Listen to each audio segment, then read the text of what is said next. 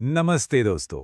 अगर आप एचएसएससी जैसे कंपैरेटिव एग्जाम्स की तैयारी कर रहे हैं तो आप जानते हैं कि हरियाणा के फॉरेस्ट से जुड़े सवाल कितने इंपॉर्टेंट होते हैं। तो चलिए आज इस टॉपिक के सबसे ज़रूरी पॉइंट्स को बिल्कुल आसान भाषा में समझते हैं। ओके, तो अगले कुछ मिनट्स में हम 5 इंपॉर्टेंट चीजों पर फोकस करेंगे। पहले हम हरियाणा के फॉरेस्ट लैंडस्केप का एक ओवरव्यू लेंगे। फिर एक एक करके 3 अलग अलग फॉरेस्ट टाइप्स को डिटेल में देखेंगे।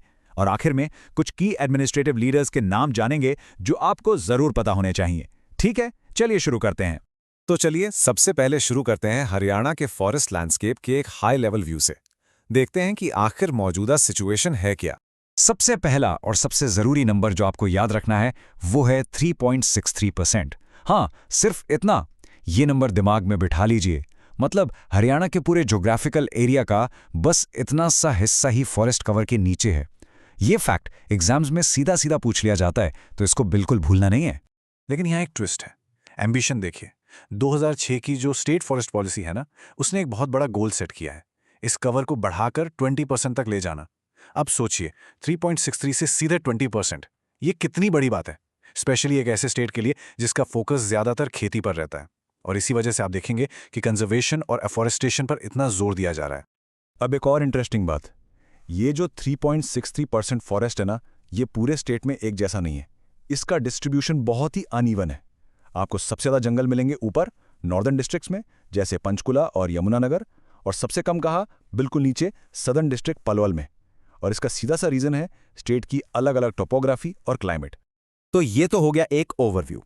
चलिए अब पहले फॉरेस्ट टाइप के अंदर चलते हैं और डिटेल में देखते हैं the tropical dry deciduous forests. तो ये फॉरेस्ट कहाँ मिलते हैं? ज़्यादातर प्लेन्स में और शिवालिक की पहाड़ियों के नीचे यानी फुटहिल्स में, जैसे पंचकुला और यमुनानगर। इनकी एक खास बात है, ये पेड़ बहुत स्मार्ट होते हैं।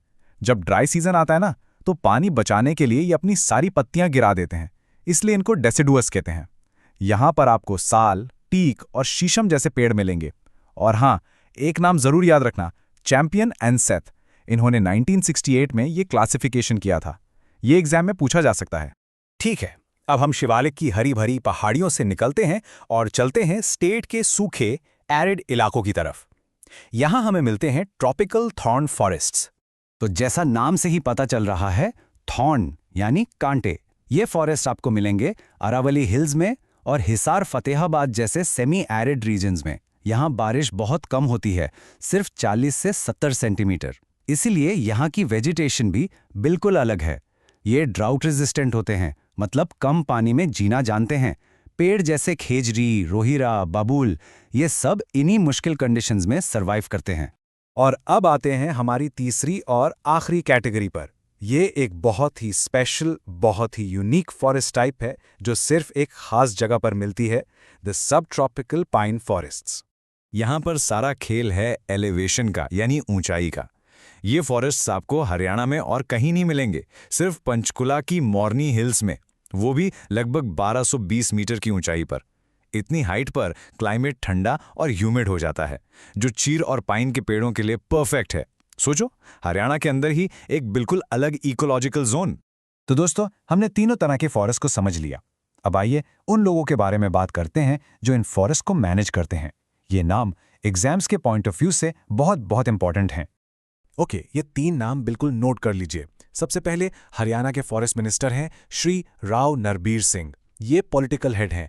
फिर आते हैं डिपार्टमेंट के प्रोफेशनल हेड, जिनको कहते हैं पीसीसीएफ यानी principal chief conservator of forests, जो हेड ऑफ फॉरेस्ट फोर्स भी हैं। ये हैं श्री विनीत कुमार गर्ग। और तीसरे, खासतौर पर वाइल्ड लाइफ की देखभाल के लिए चीफ वाइल्ड लाइफ वार्डन हैं डॉक्टर विवेक सक्सेना। ये दोनों ही इंडियन फॉरेस्ट सर्विस से हैं। तो दोस्तों, ये था हरियाणा के फॉरेस्ट पर हमारा कंप्लीट ब्रेकडाउन। उम्मीद है आपको सब आसानी से समझ आ गया होगा। अब जाते जाते आपके लिए एक सवाल। हमने देखा कि अभी फॉरेस्ट कवर सिर्फ 3.63% है और गोल है 20% का। तो आपके हिसाब से वो एक सबसे ज़रूरी कदम कौन सा है जो हरियाणा को इस गोल तक पहुंचने में मदद कर सकता है? ज़रूर सोचिए इस बारे में।